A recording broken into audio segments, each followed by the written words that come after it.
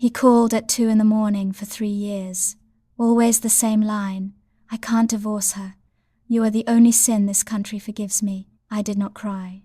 I did not beg. I picked up the phone every time. Then one Tuesday, a black car appeared outside my door. 2 men I had never seen. One envelope, inside, my phone records with numbers circled in ink, my home address written in a stranger's handwriting, and photographs of him and me taken in rooms I believed no camera could ever reach. I looked at the 2 men and said, I understand. I did not scream. I did not call him. I closed my door and sat down on the kitchen floor in my white robe and looked at the photographs until I understood exactly what they were telling me. Before I tell you what I did with that envelope, before I tell you what happened in the weeks after that Tuesday morning, and what I finally understood about 3 years of 2 a.m. phone calls, I need you to understand something first. Loving the most powerful man in the world is not like loving a man. It is like loving a country, and countries do not leave room for you. My name is something everyone knows and no one says correctly. They say it like a category rather than a name. She is a Marilyn. As if I am the original of a type rather than a specific person with specific hands and a specific way, I cannot fall asleep before 3 a.m, even when I have taken everything the doctor gives me. They say my name like they own it, which in some ways they do. I signed it over a long time ago. What I kept for myself was everything underneath the insomnia, the particular quality of wanting I have never been able to explain to anyone, the way I stand at the window at midnight and think, somewhere there is a version of this life where I am ordinary, and I cannot decide if I envy her. I had known I was not ordinary since I was 16. What I did not know until I was 34 was that even extraordinary lives can contain moments that belong only to 2 people in a room. He gave me that. For 3 years, he gave me that. Before I tell you who he was to me, I need you to understand what I was before him. I was the most looked at woman in the world who had not been truly seen in longer than I could name. Every room I walked into arranged itself around me. I was the event, the spectacle, the thing people had come to see. And I was good at it, I was the best at it, and I was so profoundly tired of it that some nights I sat in front of the mirror after everyone had gone and looked at my own face and could not find myself inside it. The face that looked back was a construction. Red lips, tousled platinum, sad eyes behind the brightness. All assembled, all correct, not mine. I had been building that face since I was 16. By 34, I had been living inside it so long I was no longer certain there was anything on the other side. Then I met him. I want to tell you about the note. Not the introduction we were introduced through the careful social architecture of people who understand proximity and deniability, and the introduction was civilized and unmemorable. The note came the next day. 3 sentences, his handwriting, plain paper, with no letterhead. It said, I thought about our conversation this morning. I would like to continue it. If you are willing, I will find a way. I read it 4 times. I put it in the drawer where I kept things I was not ready to throw away and not ready to keep. Then I took it out and read it again. I was willing. The first time, we were in a room together, just the 2 of us. The door closed, the world outside continuing without us. I understood something I had not expected to understand. In every other room in my life, I was the thing people were looking at. The room arranged itself around me. In that room, he was the event. And for the first time in longer than I could remember, I was simply a person inside a room. I cannot tell you what that was worth to me. There is no equivalent currency. He asked me, the 3rd time we met, what I actually wanted. Not from him, not the careful navigation of what we were becoming to each other. What I wanted from my life, from the work, from the years ahead. I said, I want to make one film that is actually good. He said, You've made good films. I said, I've made films people watched. That is different. He went somewhere with that sentence, really went somewhere, not the performance of consideration, not the brief pause before delivering a position already decided. He thought about it. He said, I understand the difference. I said, Do you? He said, Everything I do is watched. Very little of it is understood. He said it without self-pity. As a statement of fact, I looked at him across that room and thought, We are, both of us, trapped inside what we represent. I did not say it out loud. I did not need to. He looked back at me, and I could see that he already knew. That was the beginning of something real. Before I tell you how the phone calls started, before I tell you what he said the first time he said the line, "I would hear for 3 years," I need to tell you about the specific quality of silence after those meetings ended. I would be driven back through the city in a car that had been arranged for me, and the driver would be careful not to look at me, and I would look out the window at the lights and feel the weight of what it meant that none of this could exist in daylight. The weight was not romantic.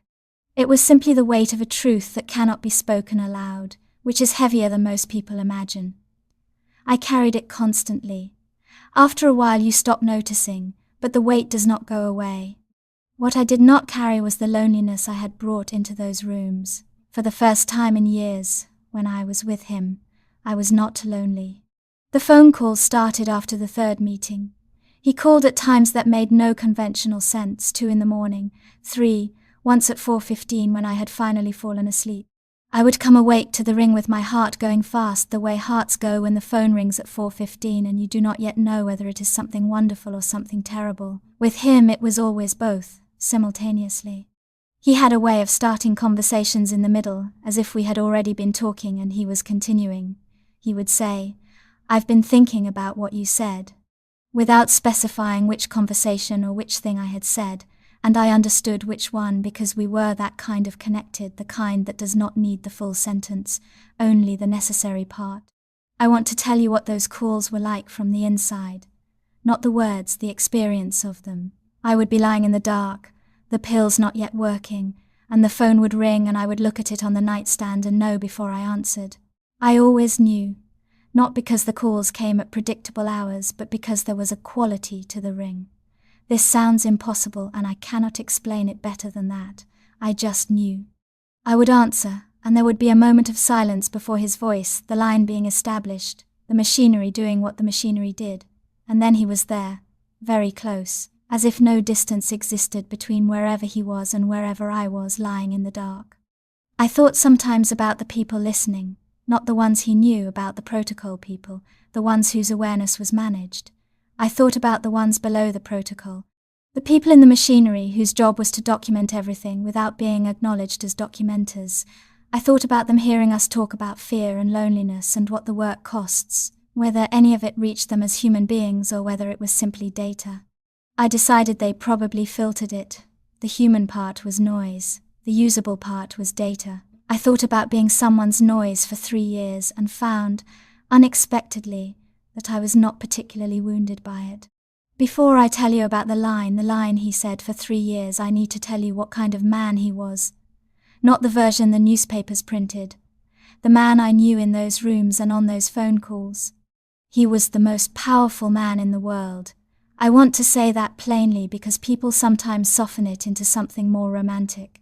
He was a leader, a visionary, a historical figure.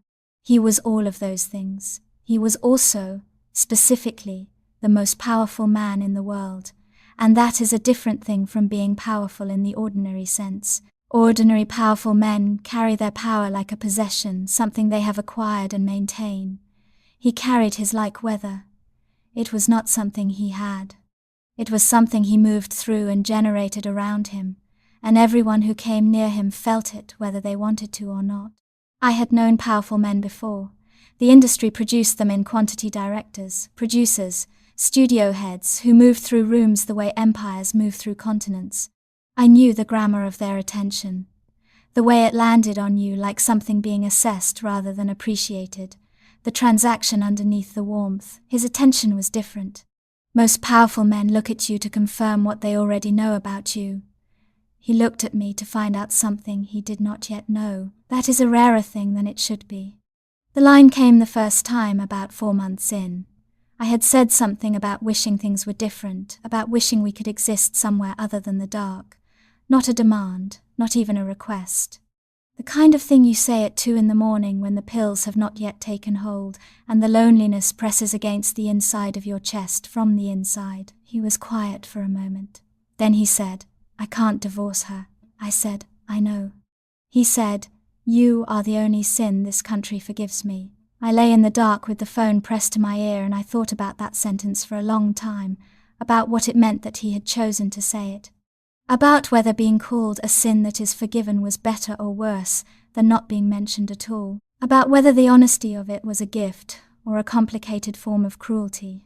I said, "I know that too." He said, "I'm sorry." I said, "Don't be. I'm not sorry. I wasn't. Not then." He said that line approximately 24 times over the following 3 years, sometimes as an answer to something I had said. Sometimes it arrived unprompted, as if he had been carrying it and needed to set it down somewhere. I think he said it because it was the truest thing he knew how to say to me, and he wanted me to have it even if the truth it contained was a complicated one. He said that line approximately 24 times over the following 3 years, sometimes as an answer to something I had said. Sometimes it arrived unprompted, as if he had been carrying it and needed to set it down somewhere. I think he said it because it was the truest thing he knew how to say to me, and he wanted me to have it even if the truth it contained was a complicated one. I kept picking up the phone. Every time, what I want to tell you about the line is what it did to me each time. The first time he said it, I held it at a distance, examined it, turned it the way you turn an object to understand its shape from all angles, the syntax of it. The words sin, specifically not mistake, not problem, not complication, sin. He was a man who used words carefully. He had chosen sin. A sin is something you do knowing it is wrong, not an accident, not a misunderstanding, a fully conscious act in which you have chosen the wanting over the prohibition. He was telling me that he chose this with full knowledge of what it cost. The country forgives me. Not the country doesn't know. Not the country has agreed to look away.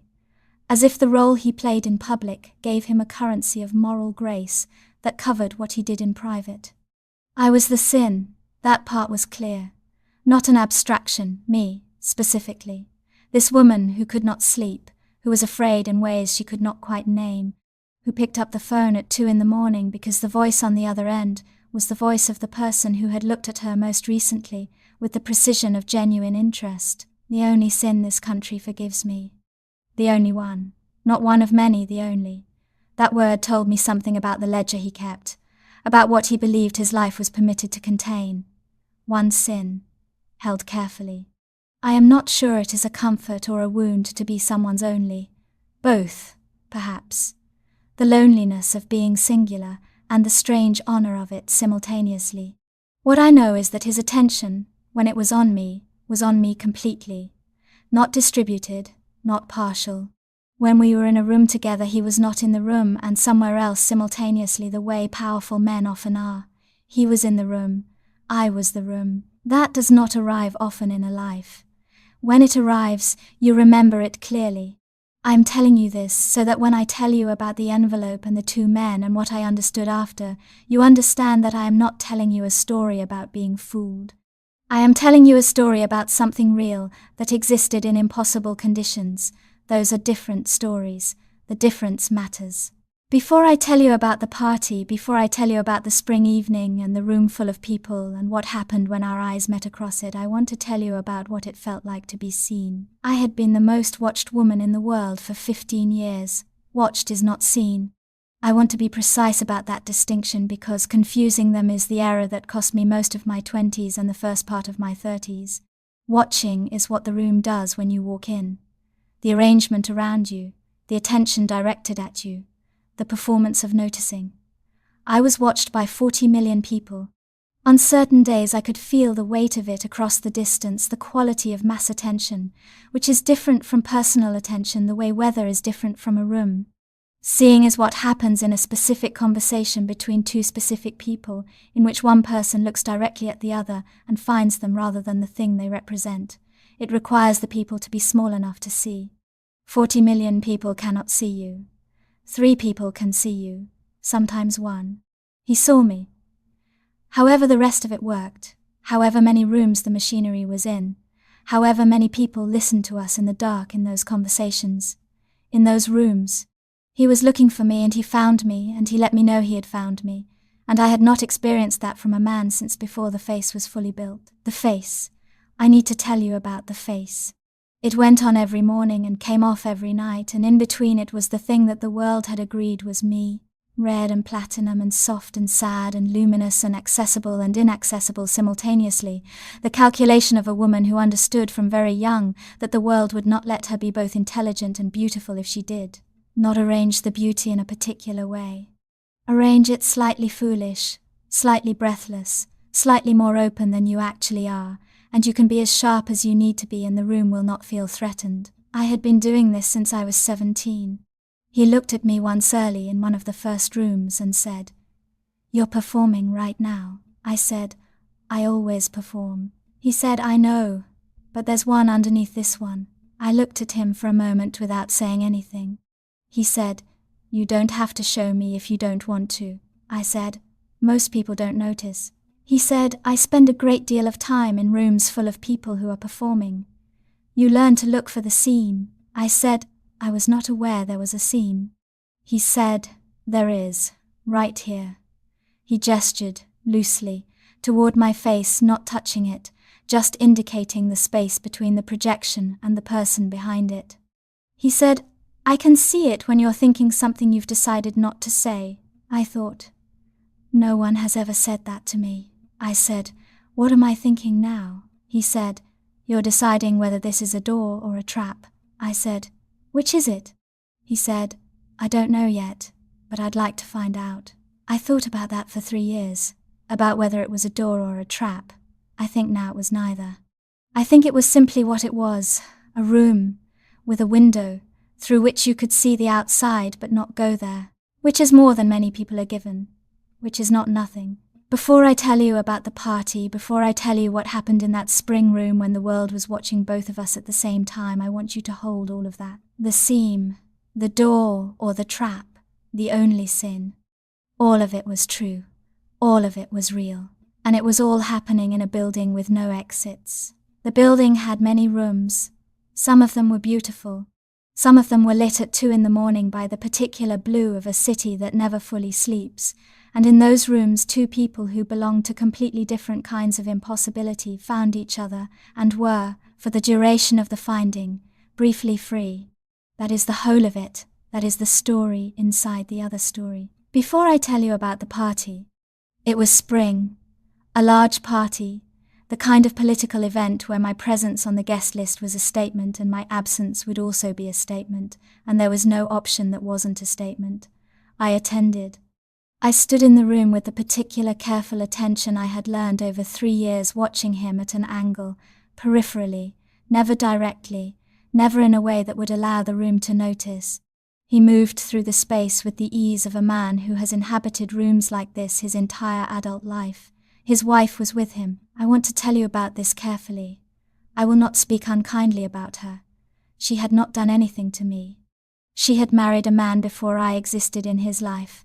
She had built what she built. She had made her choices the way I had made mine. She was beautiful, in her way assembled, precise. The beauty of a woman who knows beauty is a tool, and has chosen her tools carefully. She stood at his side the way a person stands in a position held long enough to become natural. A woman near me said something about how perfectly matched they were, how well they represented what the country needed to see. She said it with genuine admiration. I agreed out loud and thought about it in private. I was talking to someone I don't remember who, and I was watching him across the room, and at one moment he turned, just slightly, and our eyes met for less than a second. Then we both looked away. That was all. That was everything. After the party, late, after I had returned to the apartment and sat in front of the mirror removing the evening from my face layer by layer, the phone rang. He said, "You looked beautiful tonight." I said, "You can't say that." He said, "I know. I'm saying it anyway." I said, "I saw you see me." He said, "Yes." I said, "Does she know?" He was quiet for a long time. Then he said, "She knows enough. She is too intelligent not to know enough." I said, "And?" He said, "And she has chosen what she has chosen. The same as all of us." I put the phone down eventually and sat with that sentence in the dark. The choosing. Whether what we were doing was a choice or something that happened to us before we had the chance to choose it, the way certain weathers arrive before you have time to close the window. Before I tell you about the year the film nearly destroyed me, before I tell you what it looked like from the inside when everything that held me up was tested simultaneously, I need to tell you about what it means to have a secret that is also your most honest life. I had 2 lives. I am aware this is not an unusual thing to say. Many people carry 2 lives, the visible one and the one that runs underneath. What was unusual about mine was the scale of the distance between them. The visible one was enormous. It was the largest public life that a woman had been permitted to inhabit in that century. My face was on billboards and magazine covers, and the backs of buses in 6 countries. When I walked into a room, the room rearranged. When I spoke into a microphone, the sound travelled everywhere. I was everywhere. And I was, simultaneously, the loneliest person in every room I entered. The private one was small. A telephone, a voice at 2 a.m, a handful of rooms in different cities where I was allowed to be something smaller than a symbol. That smallness was what I craved. Not anonymity, I had given that up so long ago it was no longer even a grief, just the size of a real person rather than a landmark. I want to tell you about one conversation during those 3 years that I have thought about many times since. It was winter. We had found a way to be in the same city at the same time that could be accounted for by the machinery of public occasion, the kind of large event where my presence required no special explanation. Through the practiced coordination of people who have become skilled at adjacency, we found 20 minutes in a room, not the event. He said, "I've been thinking about what you said last month, about the work, about what you want it to be." I said, "What about it?" He said, "I think you've been making the films they need from you rather than the films that need to be made." I said, "There's a financial architecture that requires a certain kind of product." He said, "I know about financial architectures that require certain kinds of product." The small, dry humor he used, sometimes the humor of a man who understands the full weight of what he navigates and chooses occasionally to acknowledge it sideways. He said, "The architecture is real. But people who let the architecture make all their decisions end up building things that serve the architecture and nothing else." I said, "What do you do instead?" He said, "You find the room inside the architecture, the space where you can still make the actual thing." I said, "And when the room disappears?" He said, "Then you fight for it." I said, "I don't know how to fight anymore. I used to. I think I have been agreeable for so long I've lost the mechanism." He said, "You haven't. You're using it on me right now." He said it with the precision I relied on, not unkind, not flattering, simply exact. He said, "You push back constantly. You just do it quietly enough that people sometimes miss it." I thought about this for a long time after, whether what I did was push back or whether it was the performance of pushback. Whether I had, without noticing, refined my resistance into something the system could accommodate rather than something the system had to genuinely reckon with, I did not arrive at an answer. But the question mattered. Before I tell you about the year the film nearly destroyed me, I need to tell you about the appointments and what they were managing. The doctor came frequently that year. He was a small man with precise hands and the capacity to listen without arranging his face into expressions designed to communicate the quality of his listening. He left me with things that helped. I was careful not to name what they were helping with, even to myself, the way you are sometimes careful not to name a thing because naming it gives it a surface you then have to touch. My hands shook some mornings. I forgot lines I had said 100 times in rehearsal. I arrived on days I was not needed and failed to arrive on days I was essential. The studio sent people to watch me and I sent people to watch the people watching me, and everyone was performing surveillance and no one was making anything that resembled art. The studio was furious. The studio had been furious with me since I had become too large for their fury to damage anything, which meant the fury was purely expressive, an institutional tantrum. I received it the way you receive weather. What I could not receive easily that year was the mirror. Every morning I sat in front of it, while they built the face, the red, the lashes, the specific architecture of the thing the world recognized, and I watched it happen and thought, This is what I made. This is the thing I built. It is extraordinarily successful. I am not certain it is me. He called more that year than any other. Sometimes I wondered whether he knew whether someone had briefed him, or whether he simply felt the extra space in my voice and moved into it. He said once, "You should finish the film." I said, "I know." He said, "Not for the studio, for yourself." I said, "Where would I rest after?" He said nothing for a moment. Then, "I wish I could tell you somewhere specific." He couldn't. We both knew he couldn't. The somewhere specific he might have offered was a place that would require the impossible, the dismantling of everything he had built, the ending of the life the country needed him to maintain. I knew this. I had always known it. The knowing did not make the wishing stop. Before I tell you about the Tuesday morning, before I tell you about the envelope and the two men and what I found inside, I need to tell you one more thing about him. He was honest with me in a way I had not experienced from a man in 20 years of professional life. Not completely honest, no one in his position could be completely anything, but honest in the specific places where he could afford to be, and those specific places were enough. He told me things he would not say in daylight. He asked me questions without already knowing the answers he wanted. When I said something true, he received it as true rather than rearranging it into something more manageable. That kind of honesty is not nothing.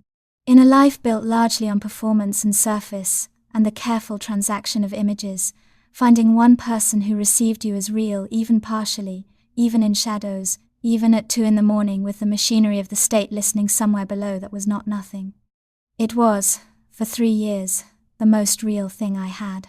Then one Tuesday morning there was a black car outside my door. I want to tell you about the morning before it arrived because the quality of that morning matters. I had slept. For once actually slept. The deep, uninterrupted sleep that came so rarely, I noted it the way you note something lent that might be taken back. I woke at 9. The light in the apartment was amber, that specific morning amber, that hasn't decided yet what kind of day it will be. I made coffee. I was in my white robe, my hair not yet arranged, the face without its construction, just the face I had when no one was watching. There was a knock. I thought nothing of it. I opened the door without looking first. 2 men, neither of them familiar, both wearing the specific quality of suit that is not expensive but is institutional correct. One was holding an envelope. I said, "Can I help you?" He said my name. Then, "We were asked to deliver this." I said, "By whom?" He said, "We were asked to deliver this." I took the envelope. They stood in my doorway while I held it. I looked at them, and they looked at me. And there was a quality to the silence I recognized from 3 years, the quality of something that exists in the space between official and unofficial, where things happen that cannot be acknowledged. I opened the envelope. I need to tell you what it felt like before I tell you what it contained, because the feeling arrived before the comprehension, a cold spreading recognition, the way cold moves from center outward. The specific sensation of understanding something your mind is still trying to organize into sense. My phone records, months of them, printed on paper, certain numbers circled in ink. Numbers I recognized immediately, dates beside them, times. Every call documented with the precision of an institution that documents everything. I looked at the dates first. The earliest ones went back further than expected, further than felt possible given when I believed our calls had begun. Either my memory was wrong, or the documentation had started before I understood what was being documented. Both possibilities were unsettling in different ways. My home address. Written by hand on a card in handwriting, I didn't recognize someone without a face, without a name, a person who existed only in the machinery. And the photographs? The photographs were taken in rooms where I had believed, completely, that no camera could be present. Rooms that had been checked. I had been present for some of the checking, had watched the people whose job was to make rooms safe move through the spaces with focused professional attention. The photographs had been taken at angles that implied height, above, and to the side, the perspective of something small and hidden. I understood immediately.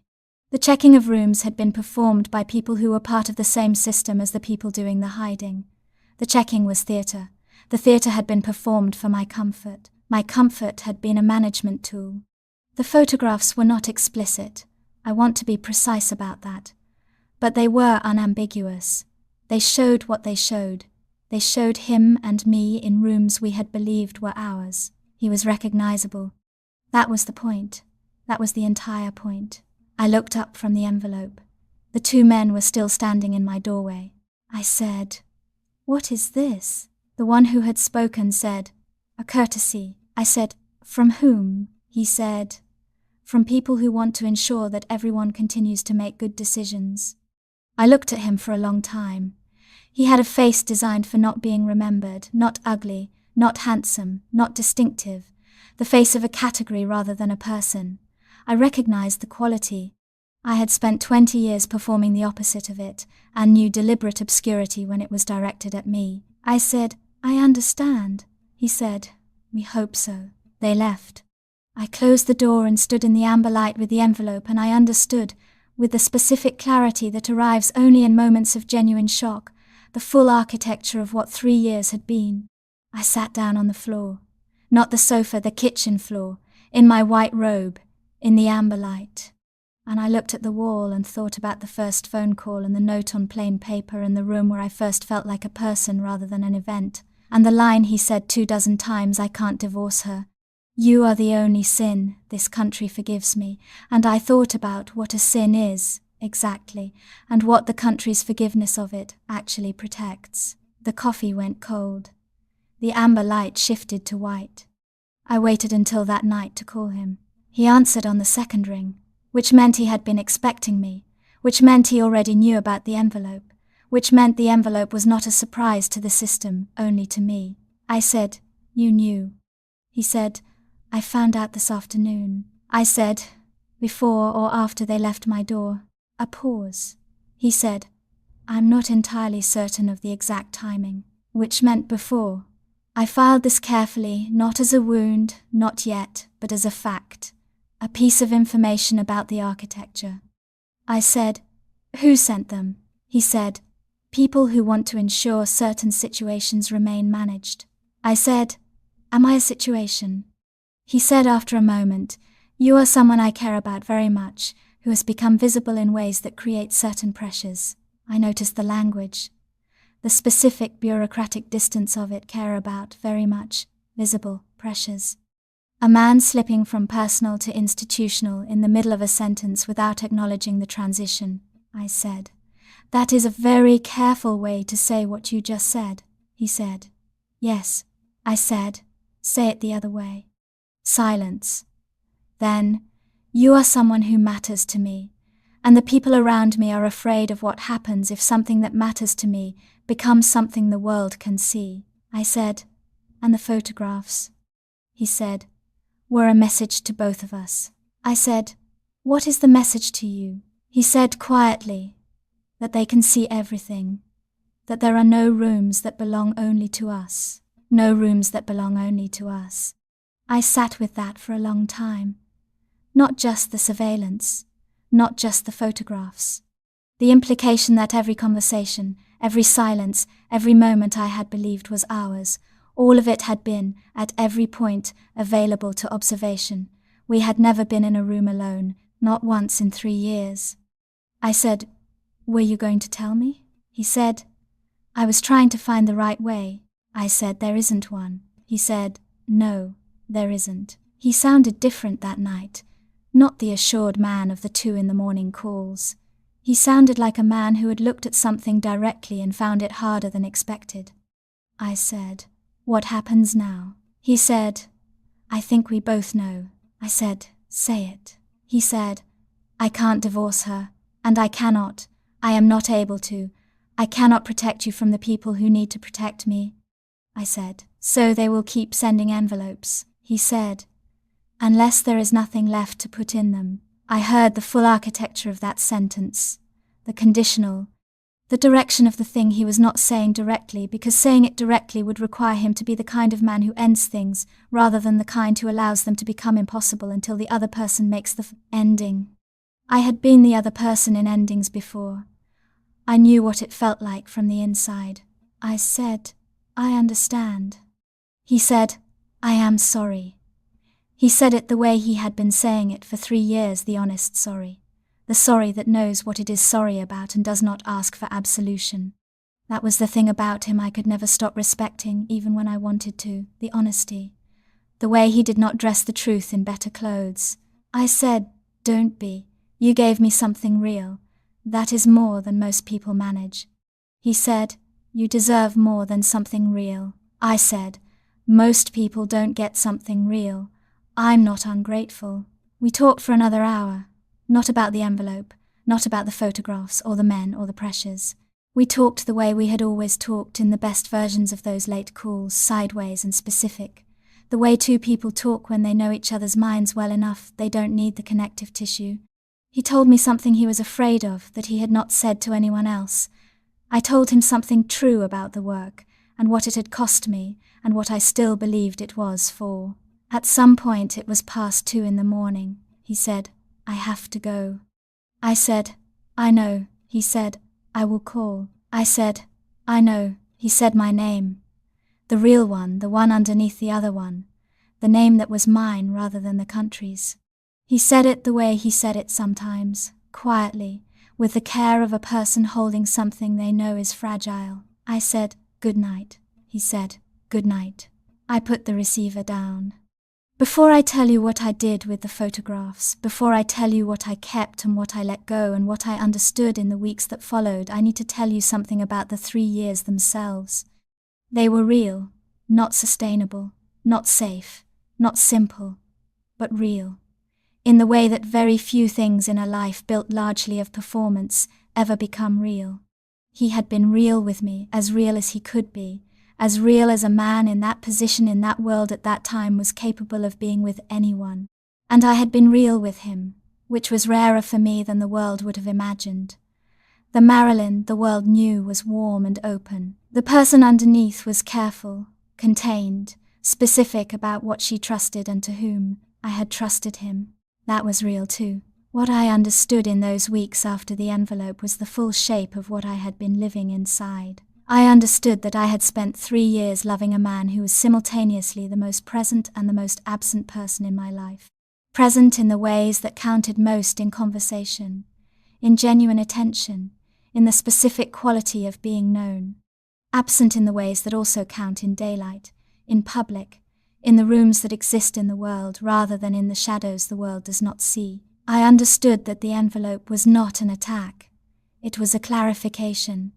It was the machinery of his world, making explicit what I had always known peripherally, that belonging to him even partially required belonging to everything that surrounded him, the surveillance, the management, the people in correct suits, the photographs that proved the rooms were never only ours.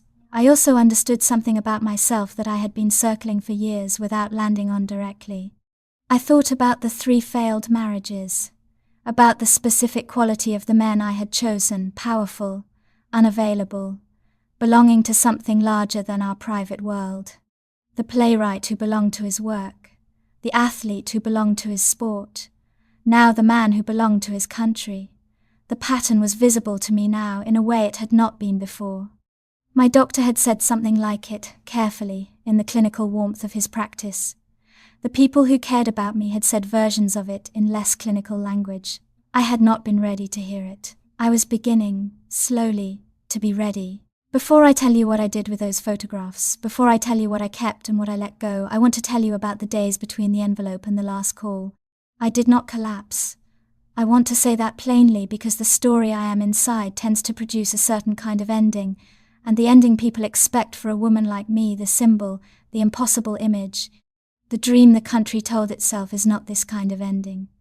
Not the sitting on the kitchen floor and the amber light and the cold coffee, and then getting up. Getting up is not a dramatic action.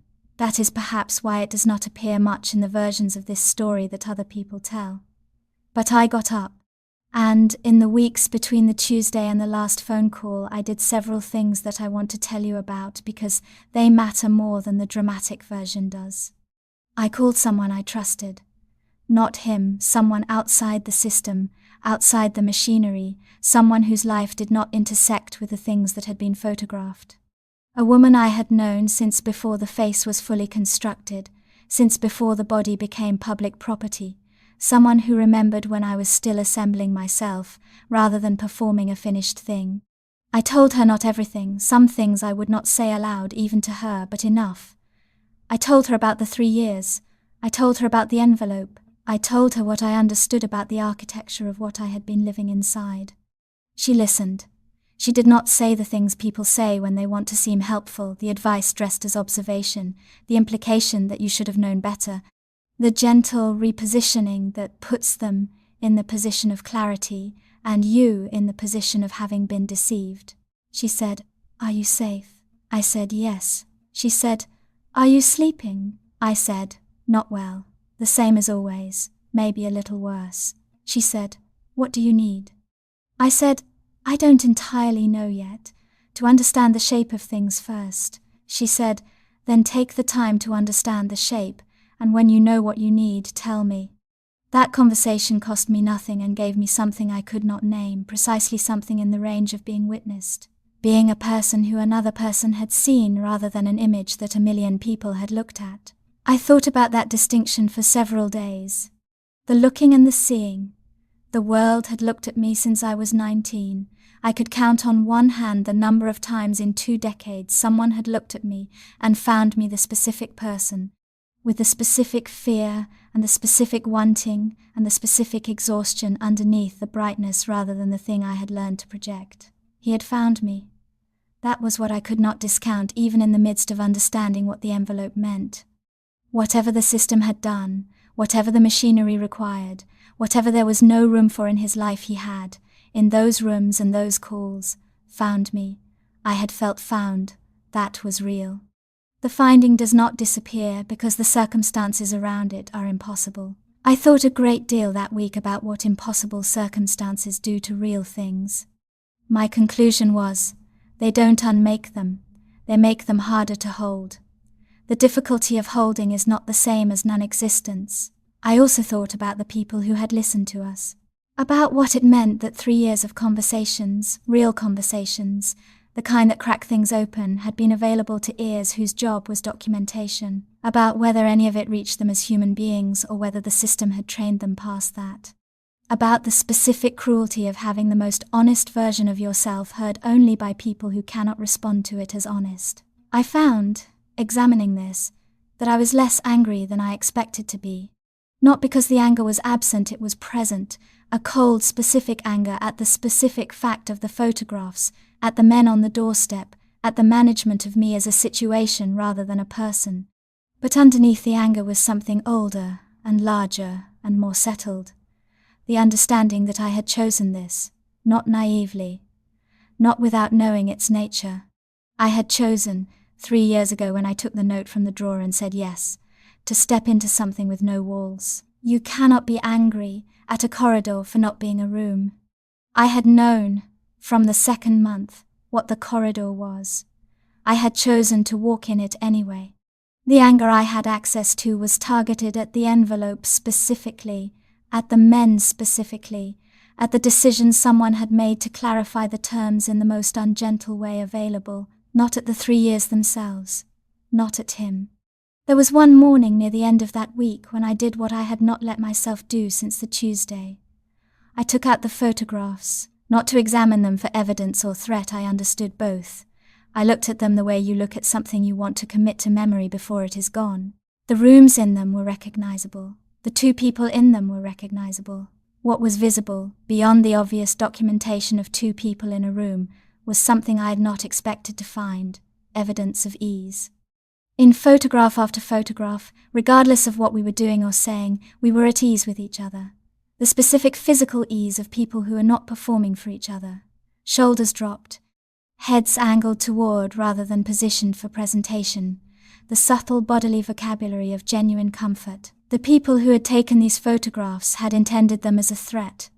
What they had accidentally documented was something else entirely. 3 years of moments in which both of us had been, to whatever extent was available to either of us, simply ourselves. I put them away. I made coffee that went hot and stayed hot because I drank it. And then I went to work. The photographs, I did not destroy them. People will find this surprising. They expect either defiance or capitulation, destruction or compliance. I kept them. I put them somewhere safe, somewhere that was mine, somewhere the people in institutional suits would not easily find. Not as leverage, I had no interest in leverage, and what I had wanted from him could not be obtained through leverage anyway. I kept them because they were true, because they were evidence of something real that had existed in the world, and because I had spent too much of my life having the real things erased, and I was no longer willing to participate in my own erasure. I thought about burning them for one evening, sat with them on the coffee table and a glass of something that helped, and I thought about the act, the finality of it, the cleanliness. Then I thought about what I would be burning. Not evidence that could be used against me. Evidence that I had been somewhere real. Evidence that a man who belonged to the world had, in a set of rooms that were never only ours, also belonged to me. I put the photographs away. The phone records I let go. Documents of connection, not the connection itself. The address card I put in a drawer without looking at it again. It told me only that I was findable, which I had always been. The findable part was not the part that mattered. What mattered was what I did next. What I did next was simple, and not simple simultaneously. I continued making the work and attending the events and wearing the silk and the sequins and the face everyone recognized, and taking the appointments the doctor scheduled and sitting in front of mirrors at midnight, removing the evening, layer by layer. I continued being who I was, which was both the Marilyn that belonged to the world and the person underneath who belonged, primarily, to herself. I had belonged to myself before him.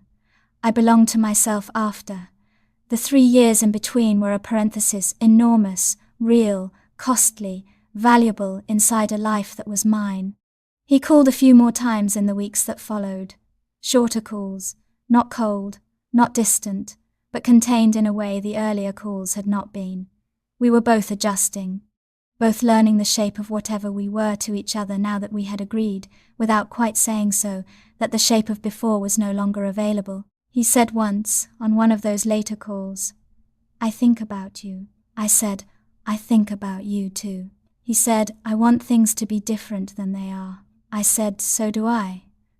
But wanting hasn't changed them yet." He said, "No," he said, "I hope you know what you gave me." Quietly, the way he said the true things. He said, "I am a better version of what I am because of the last 3 years, whatever that is worth." I thought about what it was worth.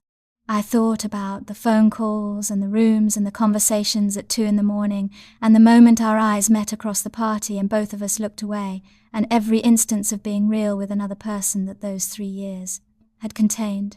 I said, "It's worth something." He said, "Yes." "Before I tell you about the last call, before I tell you the final time," he said the line, "I need to tell you what I had learned to do with the loneliness." I had been the loneliest woman in the world. I had been told this, and I sometimes believed it. The loneliness was real, but it was not the whole story. The whole story included what the loneliness sat beside the work that still mattered, the conversations that happened at 2 a.m. and left a mark, the amber light on a Tuesday morning before the knock, the face in the mirror, closer to the original than the one the world saw. I had been trying to fill the loneliness with something large enough to replace it. That is what the pattern was. That is what my doctor had been trying to say in the careful language of his profession. The loneliness does not want to be replaced. It wants to be held alongside the other things. That is not a lesson I learned elegantly. It is a lesson I learned by spending 3 years loving a man who could not hold it with me in daylight, and then sitting on a kitchen floor with an envelope and finally understanding what I had been looking for and why I would not find it there. The last call was on a Thursday evening. We talked for 20 minutes. Nothing urgent, nothing heavy. The way 2 people talk who have said the important things and are now in the space after which is not empty. It has its own texture, its own quality of presence.